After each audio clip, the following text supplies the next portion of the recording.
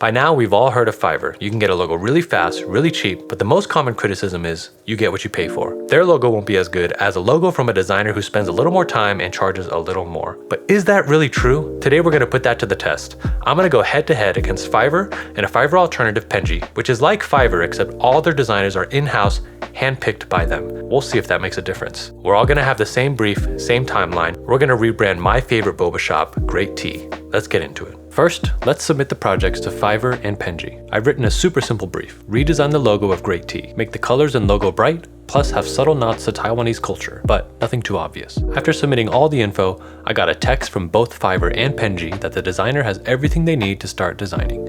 So that's when my timer started, 10 p.m. Friday. I now have until 10 p.m. Saturday to get my design completed.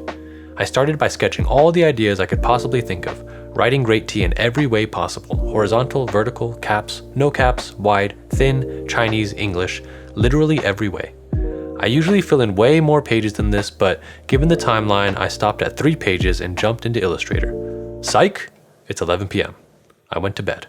I woke up at 9 a.m. with 13 hours left to make this logo. So I jumped into Illustrator to vectorize some sketches and do new digital explorations too before landing on a couple I liked. So I got 9 hours left to refine a couple of the best options. Well, make that 7 hours after lunch and some anime. 2 hours have passed and my logos are ready, but so are the logos from Penji and Fiverr.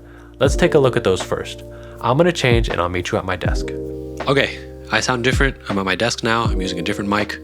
We're gonna review these Fiverr and Penji logos together. I'm gonna pull them up on my screen and I'm gonna give you a little reaction. First up is gonna be Fiverr. So let's pull her up. All right, so here's the first option.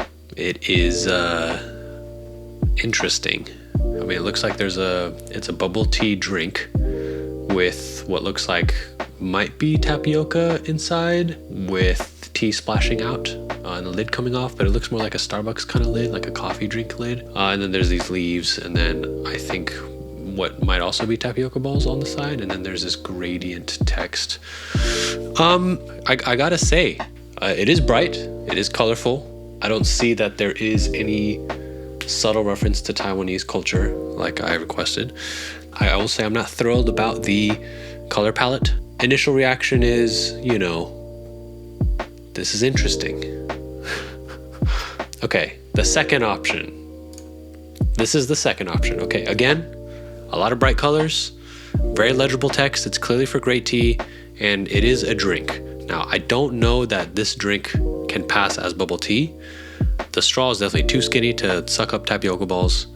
I don't know that there are any tapioca balls. Usually they're at the bottom of the drink. And in this case, it looks like maybe they're just bubbles that are floating.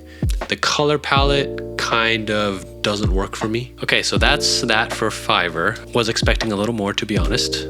I did choose a very, very inexpensive designer to try this on. I chose this person because their portfolio looked decent to me for the price, but the work that I received back, I think I expected more. But that's Fiverr. Let's look at Penji. Right off the bat, I will say this looks a lot better than the options I got from Fiverr. The colors are taken directly from the current Great Tea branding. The illustrations actually look like bubble tea, like there's actually black tapioca balls in the drink, and the straw seems to be like a boba straw, which is great. There is some decoration and some font choices that seem to be subtly hinting towards like an East Asian culture. And also the color palettes here are a little more pleasing to me. Yeah, I mean, I will say after starting with those two logos that we saw from Fiverr, I am feeling a lot better about these options that I got from Penji. So that's Penji. And here are the two side by side.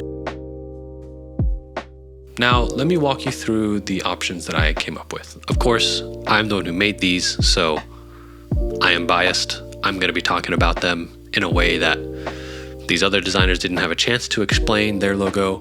I'm just gonna put it out there for you to decide and formulate your own thoughts about their work and my work. All right, this is the first option. What I was going for was definitely playful, definitely leaning into the color of boba, the tea itself, and then also coming up with a way to keep the identity intact between Chinese and English. So I found this font that felt playful in Chinese and also in English. If we were to want to write the exact same deliverable like a flyer or something, or a menu, and have it in English and Chinese, it would still feel the same because we're using the same typeface in both English and Chinese. That's probably the biggest strength of this one.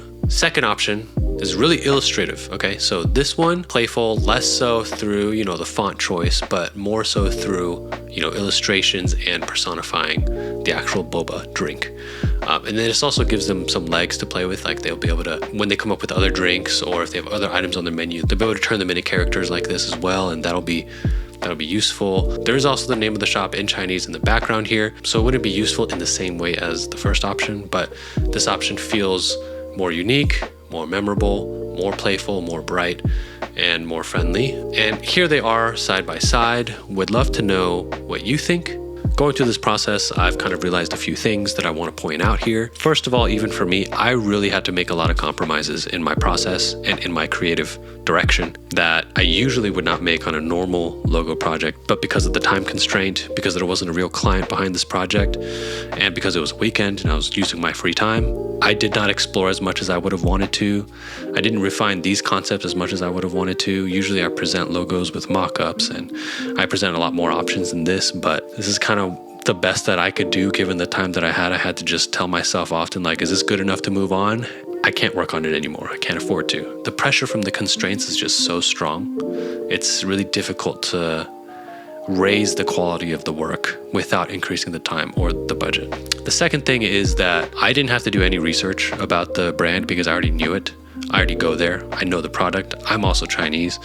I had an obvious upper hand, and going into this project, I was a more natural fit. But at the end of the day, it seems like these services are serving different clients than a standalone logo designer who might spend more time and charge more would be working with. But I want to know what you think. Comment below. Do you think that you're getting what you pay for and that you're getting less quality with services like Fiverr and Penji? Or do you look at these logos and you think actually their work is comparable to mine and I'm just biased and that's why I think mine is stronger?